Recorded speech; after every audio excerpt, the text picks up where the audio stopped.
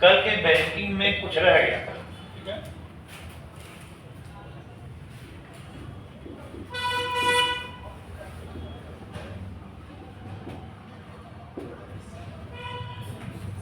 कल के banking system में पढ़ा था कि भारत में बैंकों का सर्वोच्च संस्था है आरबीआई, वो है बैंकों का देखभाल करता है, गवर्निंग करता है।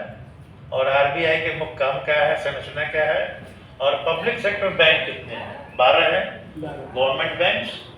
उनका मुख्यालय बताया था, उनके पूंजी मार्केट कैपिटल के हिसाब से उनके रैंकिंग तय की गई थी 12 का। आज एक ट्रिक बताते हैं, 12 का नाम याद करने की ट्रिक का बताते हैं, कैसे याद कर सकता है। आज उनका मुख्यालय याद करने का ट्रिक बताते हैं, उनका मुख्यालय कहाँ कहाँ था, कैसे याद करें। 4 हम बताया था बॉम्बे में था, 4 मुंबई में। लिस्ट को निकालिए उस लिखे को, जहां जहां बैंक में नाम है ऑफ इंडिया, सबका मुख्यालय बॉम्बे है। देख लीजिए लिस्ट को, देखिए ध्यान से, जिसके जिसके अंत में ऑफ इंडिया लिखा हुआ है, state bank of India, bank of India, union bank of India और सेंट्रल बैंक ऑफ इंडिया, जहां जहां ऑफ इंडिया लिखा हुआ है, ठीक है, एक लाइन में याद जाएगा, सबका मुख्यालय बॉम्बे है। बॉम्बे कैसे याद पड़ेगा, इसमें भी एक ऑफ इंडिया बता रहे हैं, गेटवे ऑफ इंडिया। मुंबई में है गेटवे ऑफ इंडिया, उसी तर्ज पर याद कीजिए, जितने बैंक में ऑफ इंडिया लगा हुआ सबका मुख्यालय बॉम्बे है। क्लियर याद, गेटवे ऑफ इंडिया, बाकी सब bank of India Bombay. Clear. 2 का मुख्यालय नई दिल्ली,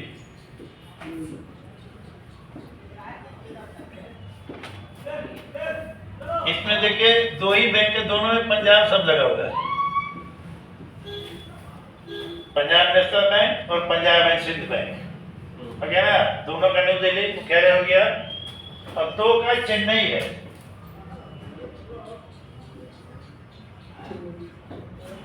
इसमें दोनों बैंक में इंडियन सब लगा हुआ है, इंडियन ओवरसीज बैंक और इंडियन बैंक। 4 2 6 हो गया।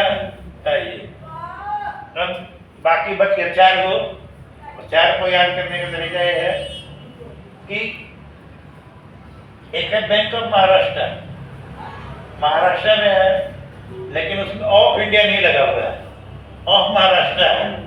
तो ऑफ इंडिया नहीं है तो मान लिया हमारे फार्मूला से बॉम्बे में नहीं है, तो महाराष्ट्र के ही किस शहर में है, तो बॉम्बे का नेक्स्ट इंपॉर्टेंट शहर पुणे है।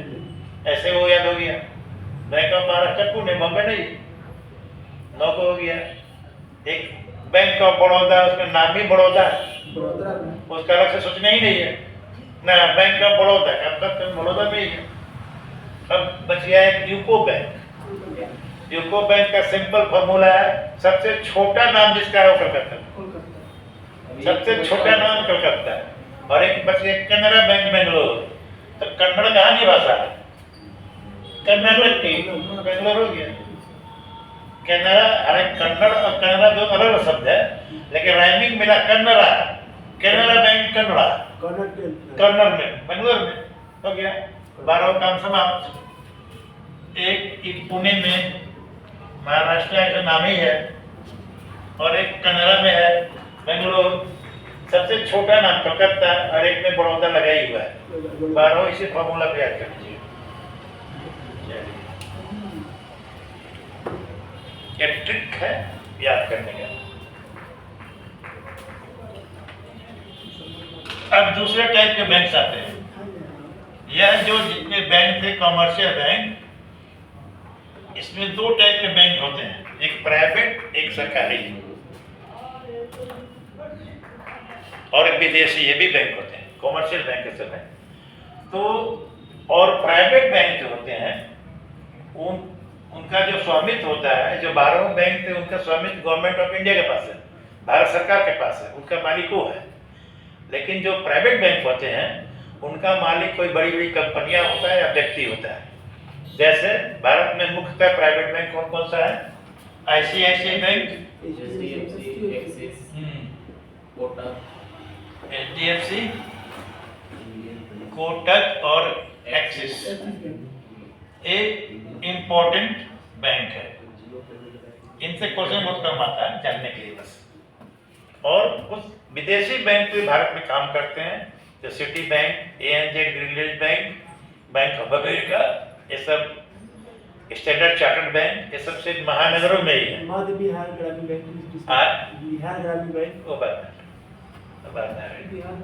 या विदेशी बैंक भी भारत में काम करते हैं। ये सिर्फ बड़े बड़े शहरों में, मेट्रो सिटीज में मिलेंगे, पटना में नहीं है। पटना में भी विदेशी बैंक नहीं है। City bank, ANZ bank, standard chartered bank, bank of America, ऐसे बड़े बड़े बैंक हैं। बैंक ऑफ नेशनल भी BNP है, पेरिस का बैंक है। यह सिर्फ बॉम्बे, दिल्ली सब में है। और एक प्रकार आते हैं, एक कमर्शियल बैंक के अलावा और दूसरे किसी के बैंक होते हैं आपके प्रश्न पर ग्रामीण बैंक। देखिए ये सब कैसे चलता है सर? ये सब बैंक कैसे चलता पता है? राइट, यहाँ पर सभी प्रश्न का उत्तर मिल जाएगा। आइए,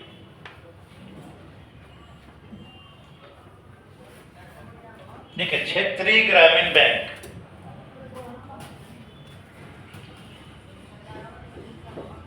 क्षेत्रीय ग्रामीण बैंक, इसको शॉर्ट में RRB कहते हैं, अंग्रेजी में रीजनल रूरल बैंक। ठीक है, ये हेडिंग दे दीजिए, क्षेत्रीय ग्रामीण बैंक।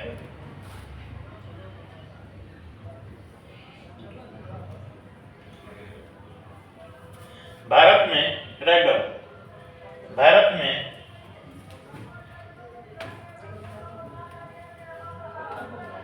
क्षेत्रीय ग्रामीण बैंकों की स्थापना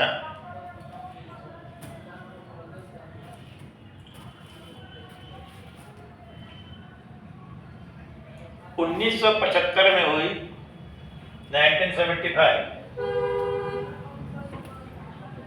भारत में क्षेत्रीय ग्रामीण बैंकों की स्थापना 1975 में हुई।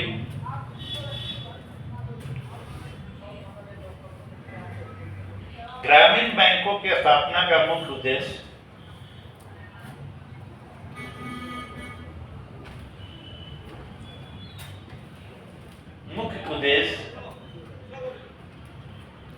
ग्रामीण क्षेत्रों में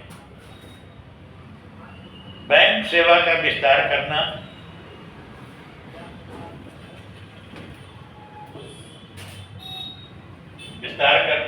और किसानों,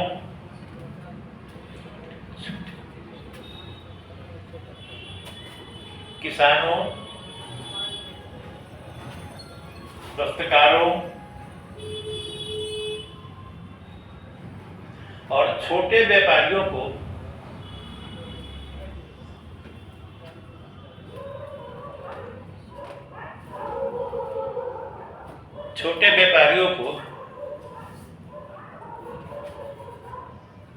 उनकी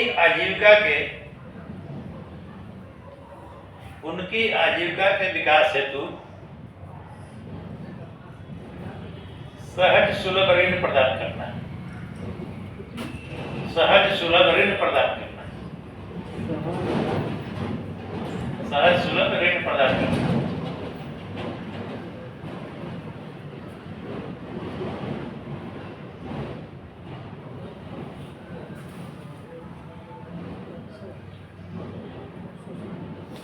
धीरे धीरे ग्रामीण बैंकों का विस्तार होता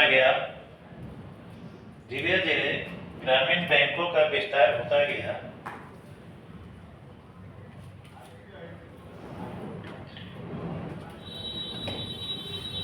और इनकी संख्या पूरे देश में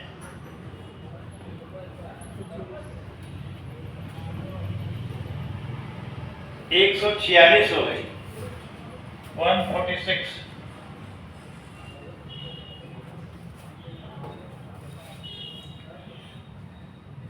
लेकिन 2017 के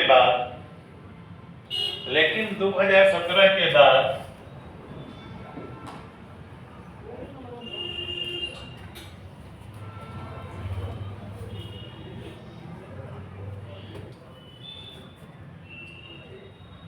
इन्हें बड़ा रूप देने के उद्देश्य से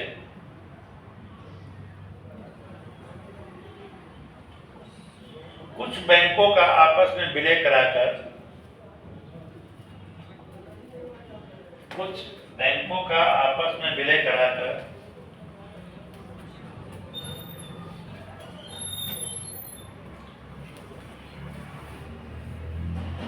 बड़े बड़े ग्रामीण बैंक बन गए।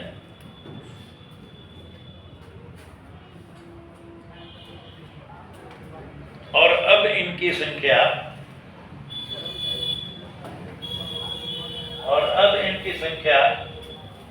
मात्र 43 रह गई है, 43। अरब इनकी संख्या मात्र 43 रह गई है। Parallel change. ग्रामीण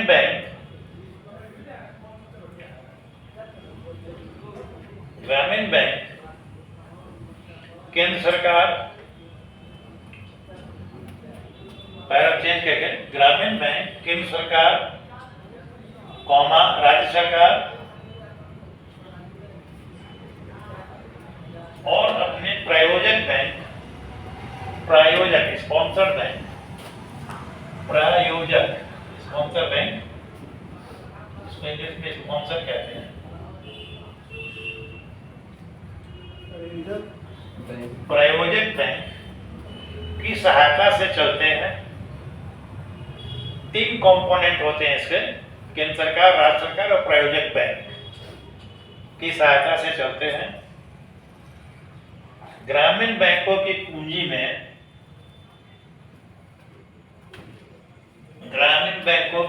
में 50% केंद्र सरकार का, ठीक है, 15% राज्य सरकार का जिस राज्य में वो बैंक काम कर रहा है, और 35% प्रायोजक बैंक का।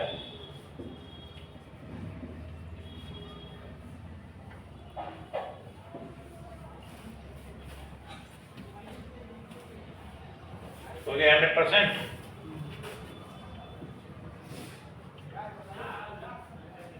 ठीक है, 35% प्राइवेट बैंक का हिस्सा होता है। ठीक है, आपके प्रश्न का उत्तर मिल गया। Sir cooperative bank step by step अभी ग्रामीण में रहा जा। अब ये नहीं पूछा है, जैसे बोले कि सरकारी बैंक वगैरह तो सरकार कंट्रोल करता है, ये तो सरकार का ही है। हम वो बोले कि जो प्राइवेट बैंक है, ICICI, एक्सिस, वो अलग है। प्राइवेट बैंक का स्वामित्व सरकार के पास नहीं, बड़ी बड़ी कंपनियों के पास होता है। हाँ, इसका सरकार के पास है। इसमें देखिए यही है हिस्सेदारी। उसमें RBI को इंटरफेयर करती है। हाँ, करती है, प्राइवेट बैंक में भी करती है। भारत में कोई भी बैंक काम करे, चाहे प्राइवेट चाहे विदेशी बैंक भी क्यों ना हो, विदेशी बैंक को भी RBI के नियम को फॉलो करना पड़ेगा। नियमन RBI करेगा, स्वामित्व मैनेजमेंट अपना अपना है, लेकिन कानून को उसी को मानना पड़ेगा। जैसे चाहिए प्राइवेट स्कूल जो होते हैं सरकार के नियंत्रण में नहीं होते हैं, लेकिन DM का इसको ही मानते हैं, मानना है ना। तो कंट्रोलिंग अथॉरिटी होता है सरकार का, बैंक अपने हिसाब से। तो RBI का जो गाइडलाइन होता है उसको फॉलो करेंगे, चाहे विदेशी बैंक के क्यों ना हो, कोई बैंक के हो। स्वामित्व की बात हुई तो स्वामित्व अपना अपना है, इसका भी स्वामित्व इसी अनुपात में 50% केंद्र का, 15% राज्य का। जैसे यहाँ बिहार में बिहार ग्रामीण बैंक, पहले वो भी रुचिकर बात है। बहुत पहले जब लोग बच्चे हो गए तो देखा कि बैंक था एक भोजपुर रोहतास ग्रामीण बैंक, जो ग्रामीण बैंक है अभी का नाम क्या है? अभी का नाम बिहार ग्रामीण बैंक। इसका कुछ दिन पहले का नाम था दक्षिण बिहार ग्रामीण बैंक, उसके पहले क्या था मध्य बिहार ग्रामीण बैंक, उसके पहले क्या था भोजपुर रोहतास ग्रामीण बैंक। इतना पीछे तक गया था, ठीक है। उसके पहले शाहाबाद ग्रामीण बैंक था, बहुत पहले। तो नाम बदलता गया, बिहार ग्रामीण बैंक क्यों हो गया? पहले दक्षिण बिहार ग्रामीण बैंक था, तो उत्तर बिहार ग्रामीण बैंक भी था। वो उत्तर बिहार मुजफ्फरपुर, दरभंगा, मधुबनी वगैरह में था, दक्षिण बिहार इधर था। अब उन दोनों को मिलन हो गया, तब एक ही बच गया बिहार ग्रामीण बैंक। तो इसका जो प्रायोजक बैंक है पीएनबी है, जो दक्षिण बिहार ग्रामीण बैंक है उसका प्रायोजक बैंक है पीएनबी। इसका देखोगे आईएफएससी कोड में भी ये चीज लिखा हुआ है ना, PUNB06 ऐसा था। तो और राज्य सरकार और बिहार सरकार का हो गया 15% और केंद्र सरकार का हो गया 50%। यही इनकी हो गई। अब कहीं इनकी बहाली कैसे होती है, तो इनकी बहाली भी अब आईबीपीएससी कर रही है, ग्रामीण बैंक की बहाली भी होती है। सब कुछ केंद्र सरकार की तरह, मतलब कि सरकारी बैंक की तरह ये सुविधा है। थोड़ा इनका सैलरी कम होता है, सुविधाएं कुछ कम है, लेकिन सब मोटा मोटी सब एक ही हो गया है।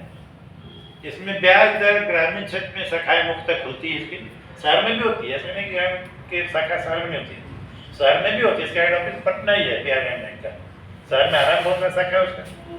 ग्रामीण क्षेत्र में शाखाएं ज़्यादा होती है, ग्रामीण क्षेत्र में फोकस ज़्यादा होता है। मुख्य काम क्या होता है, कृषि कार्य के लिए उपलब्ध कराना ऋण या छोटे दुकानदार के लिए, बड़ा बड़ा पूंजी फाइनेंस नहीं करती है। ये ग्रामीण क्षेत्र के उद्धार के लिए, उसके सुधार के लिए ही इन बैंकों की स्थापना की गई है। इनका मैनेजमेंट अलग होता है, लेकिन मैनेजमेंट सरकार का ही होता है। ठीक है, एक लाइन जोड़ी, भारत में सबसे बड़ा ग्रामीण बैंक, भारत में सबसे बड़ा ग्रामीण बैंक उत्तर प्रदेश ग्रामीण बैंक है, यूपी ग्रामीण बैंक।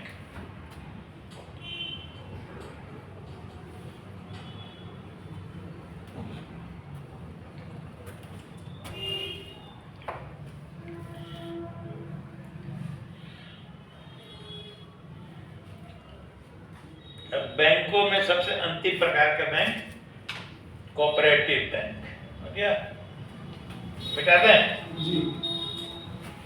अब लिखे सहकारी बैंक।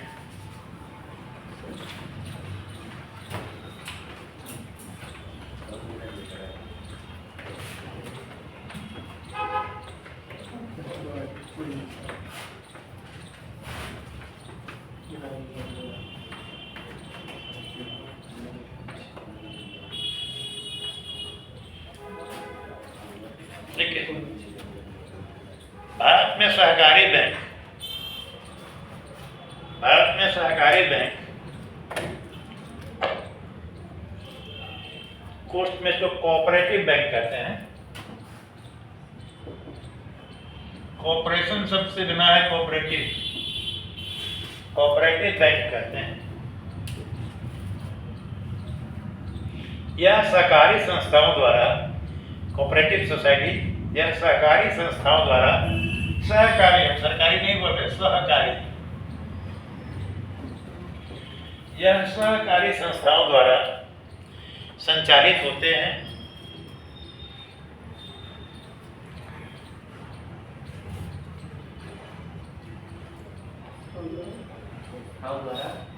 संचालित होते हैं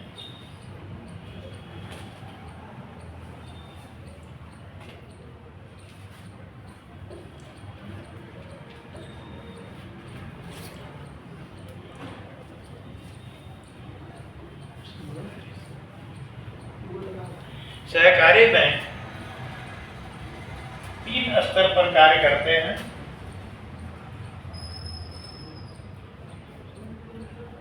इसके 3 लेवल होते हैं।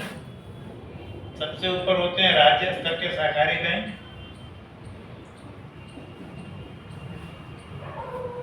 उसको स्टेट कोऑपरेटिव बैंक कहते हैं।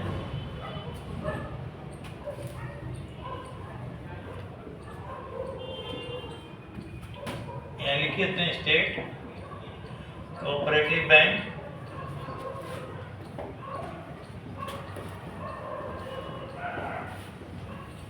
जिला स्तर पर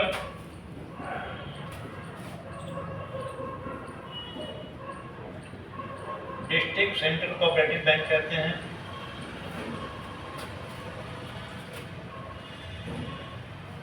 कोऑपरेटिव बैंक, और सबसे नीचे होते हैं पैक्स, या पंचायत स्तर पर काम करते हैं। पैक्स का पूरा फॉर्म, फुल फॉर्म। पैक्स जो होते हैं, पंचायतों में पैक्स होते हैं, पैक्स सुना होता है ना, पैक्स खुला वगैरह, ये भी बैंक के तरीके, एक कोऑपरेटिव बैंक की तरह ही काम करता है। सर जैसे मैं पीरो में कोऑपरेटिव बैंक है, हाँ वो बैंक सिर्फ पैसों के लिए ही बना है। हाँ हाँ, पैक्स बनी, वही पैक्स बैंक है, वो पैक्स के लिए। इसका फुल फॉर्म क्या होता है पैक्स का? फुल फॉर्म में इसका काम छिपा हुआ है। प्राइमरी, लिखिए, प्राइमरी एग्रीकल्चर कोऑपरेटिव सोसाइटी।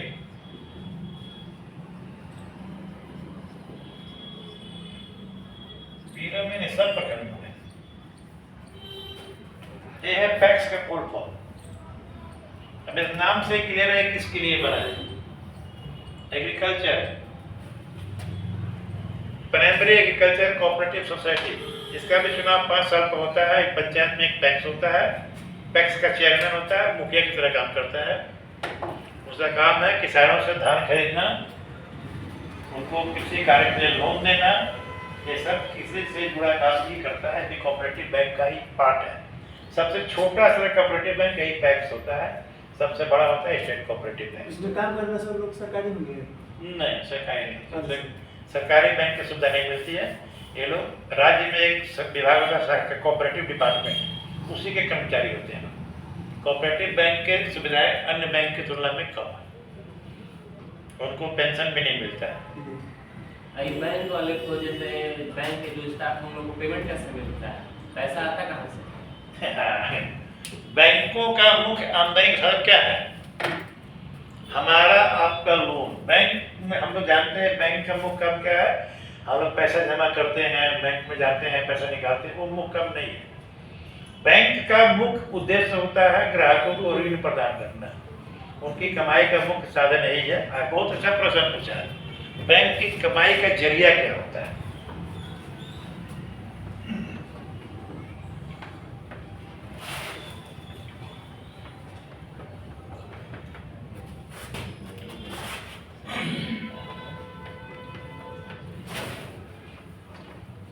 एक उदाहरण दे दें।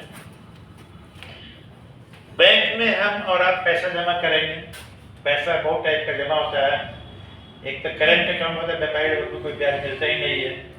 सेविंग्स अकाउंट हम लोग खोलते हैं, अधिकांश लोगों में बचत खाता ही खोलते हैं सेविंग्स अकाउंट। उसमें ब्याज कितना होता है? हार्डली 5 से 6%। मैक्सिमम बता रहे हैं कि 4.5% की है। 5 से 6% ब्याज होता है। बहुत से लोग सीनियर सिटीजन के लिए 6.5% है।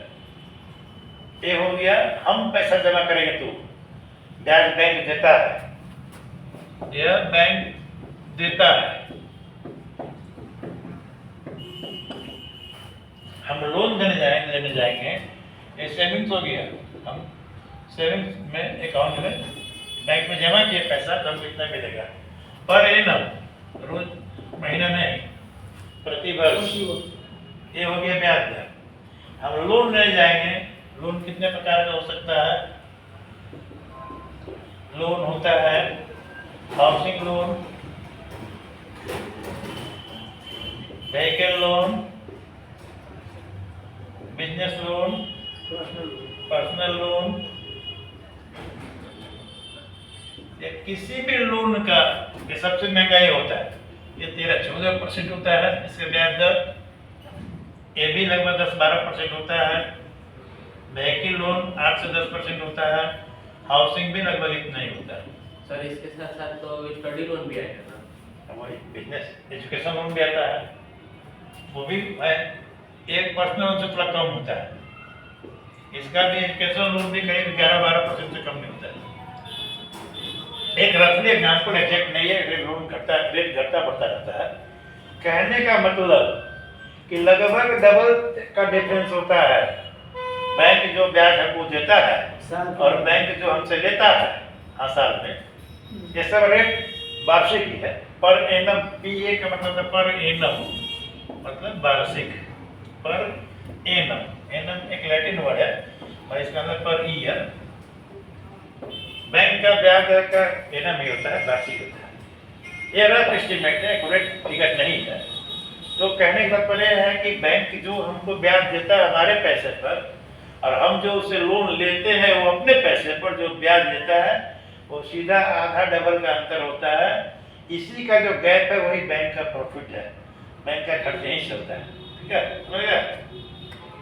कहीं के बैंक में देखो गांधी जी की उक्ति लिखी होती है, बैंक परिसर में आया ग्राहक सबसे प्रमुख आदमी है, उसके ढंग से बात कीजिए, उसके ढंग से बात सुनिए, क्योंकि उससे हमारा बिजनेस चलता है। ग्राहक के पैसे से ही बैंक चलता है। हम और आप बैंक में जमा किए पैसा, उस पैसे को क्या करता है बैंक? लोगों को लोन देता है, उस लोन से बैंक कमाता है और हमको आपको पैसा कम देता है। सेम पैसा आपका मेरा पैसा है, इस परसेंट पर हमको देता है और उसी पैसे को यहाँ घुमाता है, इससे इतना पैसा कमाता है। एक difference is profit. Clear? Bank का पैसा यहीं से आता है, बैंक का खर्च, बैंक का स्टाफ का सैलरी, वो सब यही आता है।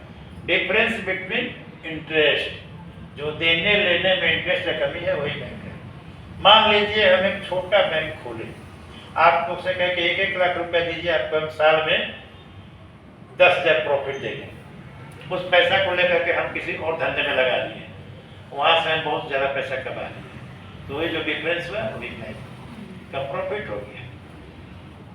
क्लियर? नहीं क्लियर तो फिर से बता। क्लियर?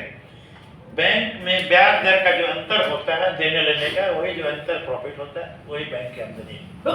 बैंक का मुख्य कार्य लोन देना। ओवर।